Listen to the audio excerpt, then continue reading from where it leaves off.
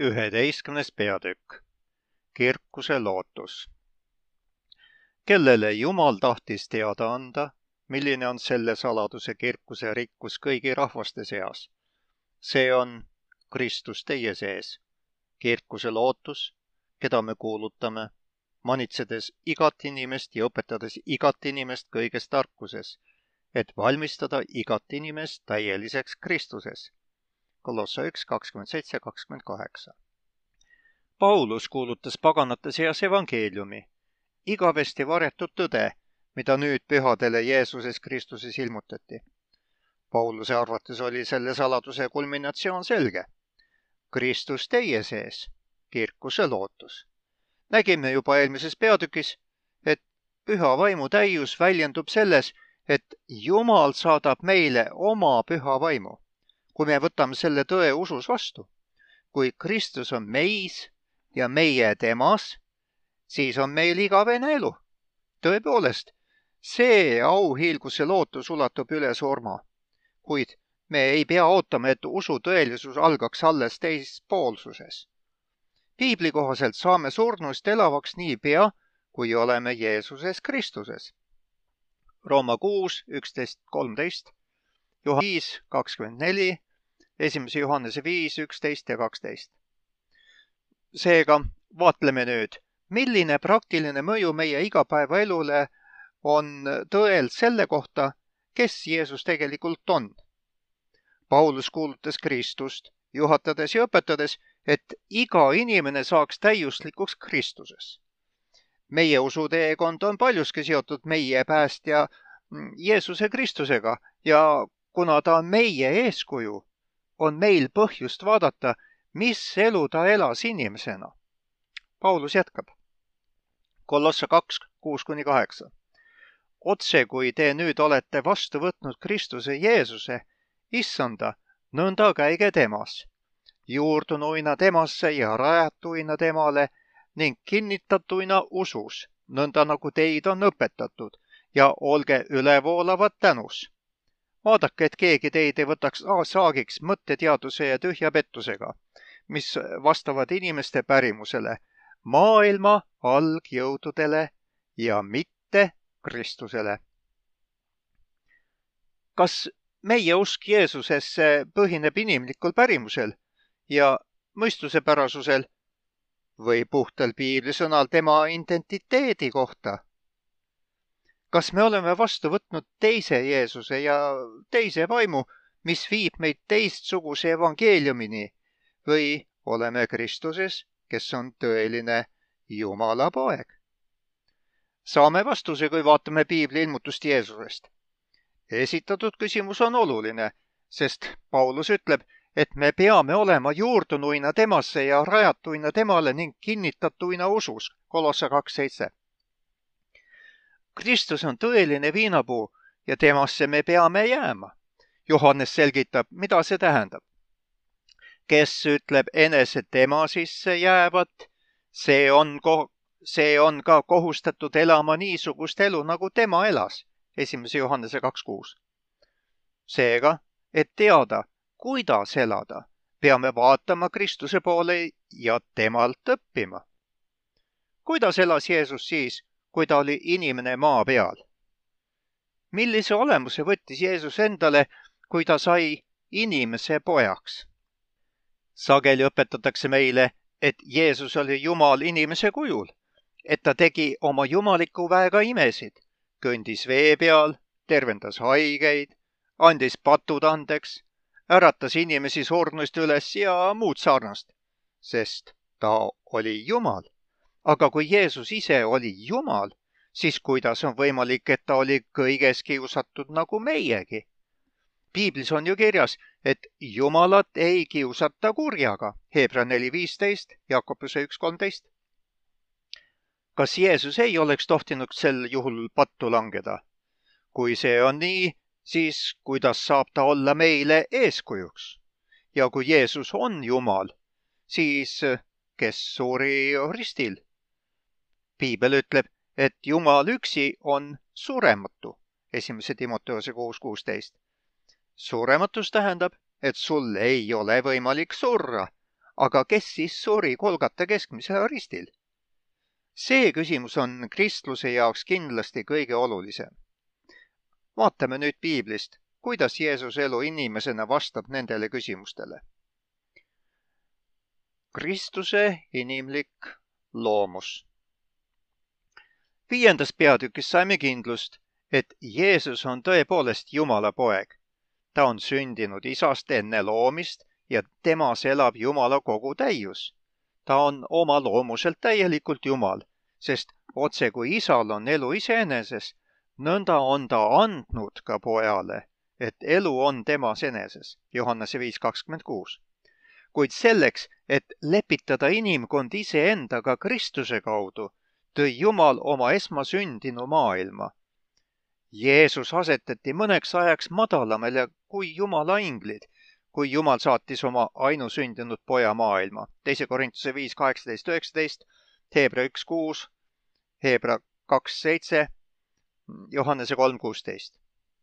Kristus ise nõustus selle imelise päästetööga, kuigi see tähendas tema jumaliku olemuse kõrvale jätmist.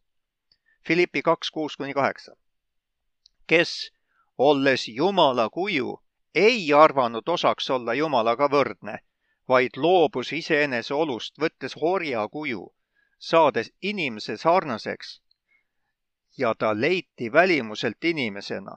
Ta alandas iseennast, saades kuulekaks surmani, pealegi ristisurmani. Kui Kristus sai inimeseks, pidi ta loobuma oma jumaliku vaimu omadustest.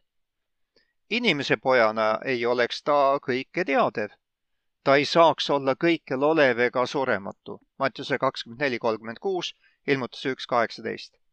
Kuna inimesed on lihast ja verest, sai ka Kristus inimeseks, selliseks nagu meie. Hebra 2:14. Tänapäeval võib kohata õpetust, et Jeesus võttis üle Aadama patuta olemuse. Kuulasin hämmastusega, kuidas üks adventkiriku teoloogia doktor, pidades loengut kolmainsusest, väitis, et Jeesuse inimlikkus ei pärine Maarjalt. Kellelt siis? Kas Jumal lõi ühele oma 3 igavesest isikust täiusliku patuta inimkeha või kes Jeesus tegelikult oli? Piibli innustav tunnistus on, et esimene tõotus tulevasest päästjast anti just nimelt pattu langenud inimpaarile. Vihavaen pidi olema saatana ja naise seemne vahel.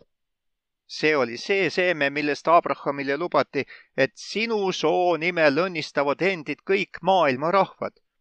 Selle seemne järgi teadis Taavet, et Jumal oli talle vandega tõotanud seada tema ihusoost järglase tema aujärjele.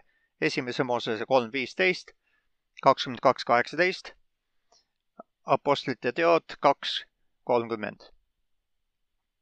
Aadamal ja Eeval ei olnud enne pattu langemist seemet, ei olnud ühtki järeltulijat. Need pattu langenud inimestele antud tõotused ja vastavalt nende suguvõsas säilinud seeme on Jeesuse inimlik sugupuu. Kui Jeesus sündis Maarjast, siis need tõotused täitusid. Kui tema inimlikkus ei pärine Maarjast, siis Kristus lihtsalt ei ole see tõotatud seeme. Siis ei ole Kristus inimesena Abrahami järeltuija ega Taaveti poeg. Sellisel juhul oleks kogu Vana Testamendi lugu selle suguvõsa säilimise kohta asjatu ja Jumal ei oleks suutnud ega ka kavatsenud täita oma tõotusi. Kuid tõotused rääkisid ühest seemnest, mis on Kristus, nagu Paulus tunnistab, Galatia 3:16. Nii kirjutab Paulus kohe roomlastele saadetud kirja alguses, et ta kuulutas evangeeliumi Jumala pojast, Jeesusest Kristusest, meie issandast.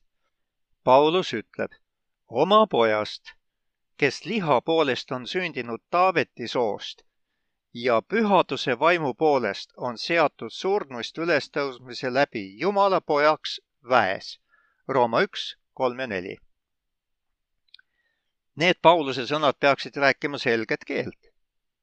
Jeesus oli inimene Taaveti järeltulijana ja ometi oli ta Jumala poeg oma identiteedi poolest pühas vaimus. Jeesus ühendab endas inimlikkuse ja jumalikkuse. Ta on tõepoolest inimese poeg ja Jumala poeg. Paulus viitab nendes salmides ka Jeesuse kirgastamisele, mille käigus ta surnust ülestõusmise läbi on seatud või määratud Jumala pojaks väes, salm 4. Jeesus sai tagasi oma jumaliku olemuse, kui ta istus enda isa paremale käele taevas. Piibel annab tõepoolest tunnistust Jeesusest. Sellepärast pidi ta kõiges saama vendade sarnaseks, et ta oleks halastaja ja ustav ülempreester teenistuses Jumala ees rahva pattude lepitamiseks. Sest selles, milles ta on kannatanud kiusatud olles, võib ta aidata neid, keda kiusatakse. Hebra 2, 17-18. Näeme, et Jeesus võttis enesele patust nõrgestatud inimloomuse, mitte aga loomuse, mis ei oleks saanud pattu langeda. Kuidas muidu oleks ta võinud anda meile eeskuju ja näidata, kuidas meie peaksime elama? Kui Jeesus ei oleks saanud teha vigu ega langeda kiusatusse, siis oleks tema inimlik sõltumine kiusatusest olnud pelgalt farss ning näitemäng. Aga kui tal oli võimalik pattu langeda, siis riskis Kristus tõepoolest kogu oma taevase olemuse ja igavese eluga. Just selle ülesande võttis meie päästja enda peale, kui ta sai inimeseks. Ta tegi seda sinu ja minu nimel. Millise tohutu ohvri andis Jumal, saates oma ainusündinud poja maailma. Nüüd saame aru, et õde White'il oli igati põhjust kirjutada Kristuse kohta järgmist. Jumala poja jaoks oleks olnud pea lõpmatu alandus võtta inimloomus ka siis, kui Aadam oli patuta Eedenis. Kuid Jeesus sai inimeseks, kui inimkond oli nõrk 4000 aastat kestnud patus elamisest.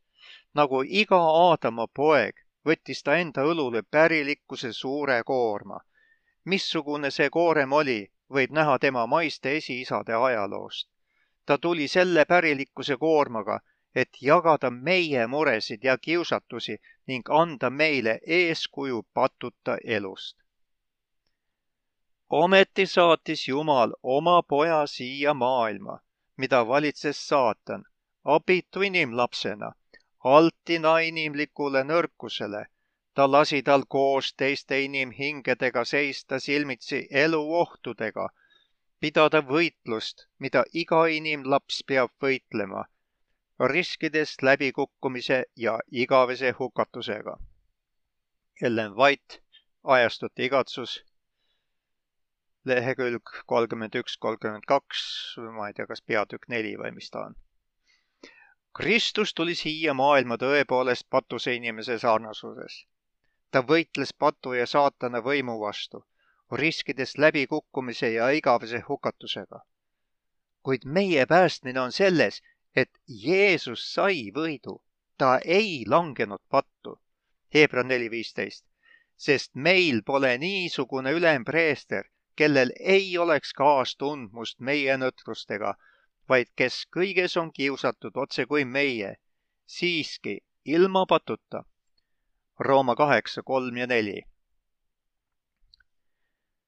See, mis oli võimatu käsule, sellepärast et ta oli jõuetu liha tõttu, seda tegi Jumal, kui ta läkitas oma poja patuse liha sarnasuses ja patu pärast ning mõistis patu hukka liha sees. Et käsuõigus täide viidaks meie sees, kes me ei käi liha järgi, vaid vaimu järgi. Ainult selline ülempreester, kes on läbi elanud ja kogenud, mida tähendab olla inimene, saab olla meie trööstija. Kas pole mitte imeline ja julgustav, et meil on just selline ülempreester ja trööstija? Ja kui võimas on seda teada, et meile pakutakse sama jumalikku väge võidukaks eluks, nagu Jeesusel oli inimesena. Ta oli patuta, nii et Jumal võis täita teda oma vaimuga ilma vahemeheta. Kui meiegi elame usus Jeesusesse Kristusesse, siis võime Kristuse tegude kaudu saada sama jumaliku jõu oma ellu. Ellen White kirjutab liigutavad read. Kui me peaksime taluma midagi, mida Jeesus ei talunud, võiks saatan selle kohta öelda, et Jumala väest meie jaoks ei piisa. Seepärast oli Jeesus kõiges kiusatud otse kui meie. Ta kannatas välja iga katsumuse, millega me silmitsi seisame. Ja ta ei kasutanud ära mingit muud jõudu kui seda, mida ta meilegi vabalt pakub. Inimesena seisis ta silmitsi kiusatusega ja võitis selle väega, mille Jumal talle andis. Tema elu tõestab, et ka meil on võimalik täita Jumala seadust. Ellen White, Ajastute igatsus, 4, lehekülg 15. Isa minus ja mina isas. Vaatleme nüüd lähemalt, kuidas Jumala vägi ilmnes Jeesuses inimesena. Kuidas Piibel seda sõnastab ja ilmutab?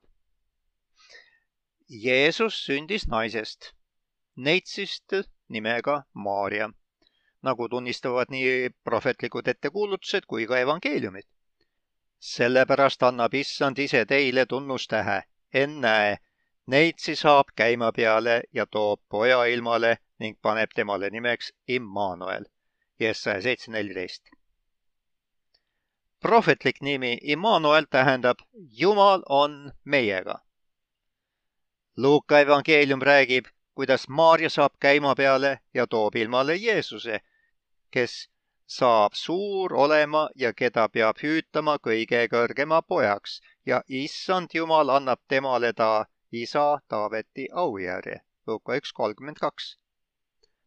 Kuna Maarja oli neitsi, ei saanud ta aru, kuidas selline asi võiks juhtuda. Aga ingel ütles talle, püha vaim tuleb su peale ja kõige kõrgema vägi varjab sind. Sellepärast peab ka püha, kes sinust sünnib, nimetatama Jumala pojaks. Luuka 1:35. Ingel Gabriel nimetab püha vaimu kõige kõrgemaks ja Piibel ütleb meile, et Jumal, keda Jeesus kutsus isaks, on kõige kõrgem. Seetõttu on täiesti loogiline järeldada, et püha vaim on Jumala isa vaim ja seetõttu ei kaotanud Kristus oma identiteeti Jumala pojana ka inimeseks saades. Ta oli Immanuel, Jumal meiega juba ema üsast peale. Temas oli ühendatud inimlikkus ja jumalikkus. Ta oli, nagu Paulus ütles, inimliku päritolu poolest Taaveti järeltulija ja vaimupühaduse poolest Jumala poeg. Jumal oli Jeesus lapses ja Jumala arm oli tema peal, kui ta kasvas. Sai tugevaks ja täitus tarkusega. Teame, et juba 12-aastasena hämmastas Jeesus kõiki oma terasusega. Juba siis teadis Jeesus väga hästi, kes oli tema tegelik isa. Luuka 2:49. Kuid eriti selge tunnistus sellest, et Jeesus on tõepoolest Jumala poeg, anti tema avaliku tegevuse alguses tema ristimisel. Jeesus oli 30-aastane, kui ta tuli ristija Johannese juurde Jordani jõe äärde. Markuse evangeeliumis kirjeldatakse lühidalt ja tuumakalt. Markuse 1:10-11. Ja sedamaid, kui ta veest välja tuli, nägi ta taeva avanevat ja vaimu nagu tuvi laskuvat tema peale. Ja hääl kostis taevast. Sina oled mu armas poeg, kellest mul on hea meel. Meile on õpetatud, et selles ristimisstseenis näeme kogu püha kolmainsuse kohalolekut. Isa, kes rääkis taevast, poeg, keda ristiti, ja püha vaim, kes laskus Jeesuse peale tuvina. On üsna selge, et siin, nagu ka mitmes teises kohas, on mainitud kõiki kolme. Kuid küsitav on, kas see koht õpetab kolmainsust või põhineb kolmainsuse nägemine ka siin inimlikul traditsioonil ja maailma algjõududel, mitte aga Kristusel. Laseme Piiblil rääkida Jeesuse ristimisest. Piibel ütleb, et Johannes ristis inimesi veega meeleparanduseks. Miks pidi aga Jeesus laskma end ristida, kui ta ei vajanud meeleparandust? Jeesuse ristimine on seega otsene ettekuulutuse täitumine. See juhtus just nii, nagu prohvet Daniel ennustas. Saabub võitud vürsti tuleku aeg. Danieli 9:25. Jeesuse ristimisest on kirjutatud ka Jeesaja raamatu 42. peatükis. Jeesaja 42:1 ja 5-8. Vaata, see on mu sulane, kellesse ma olen kiindunud, mu valitu, kellest mu hingel on hea meel. Ma olen pannud oma vaimu tema peale, tema toob rahvaile õiguse. Nõnda ütleb Jumal, Issand, kes on loonud taeva ja on selle võlvinud, kes on laotanud maa ja sellest võrsuva, kes on andnud hingeõhus selle rahvale ja vaimu neile, kes seal peal käivad. Mina, Issand, olen õigusega sind kutsunud ja kinnitan su kätt. Ma kaitsen sind ja panen sinu rahvale lepinguks, paganaile valguseks, avama pimedate silmi, vabastama vange vangistusest, pimeduses istujaid vangikojast. Mina olen Issand, see on mu nimi ja mina ei anna oma au teisele ega oma kiidetavust nikerdatud kujudele. Need salmid Jeesaja raamatus kirjeldavad Issanda sulase tulekut. Seal räägitakse Messiast, võitust, keda juudid ootasid. See kirjeldab Messia missiooni. Tema, kelle Jumal on kutsunud ja andnud rahvale lepinguks ning paganaile valguseks. See Issanda sulane on tema välja valitu, kelle kohta Jumal ütleb, kelle üle mu hing rõõmustab. Just need sõnad tulid taevast Jeesuse ristimisel. Sina oled mu armas poeg, kellest mul on hea meel. Ristimisel anti Jeesusele messiaanlik missioon maailma päästmiseks.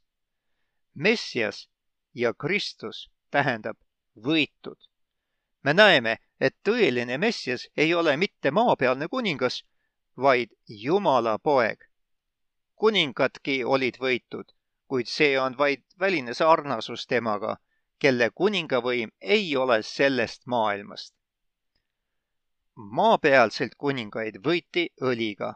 Näiteks ütleb piibel Iisraeli esimese kuninga kohta järgmist.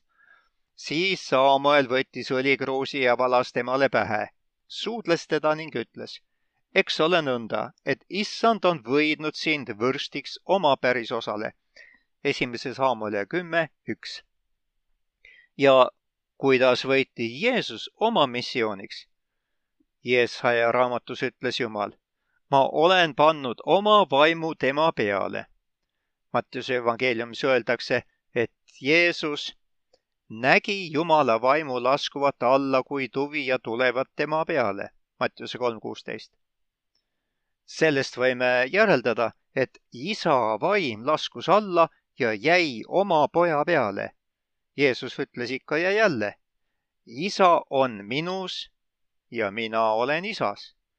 Johannese 10:38, 14, 10-11 ja 17:21. Piibel tõestab, et Jumal valas oma vaimu enda armastatud poja peale. Jeesus kuulis ja nägi oma isa tunnistust temast ning tema messiaanlikkusest.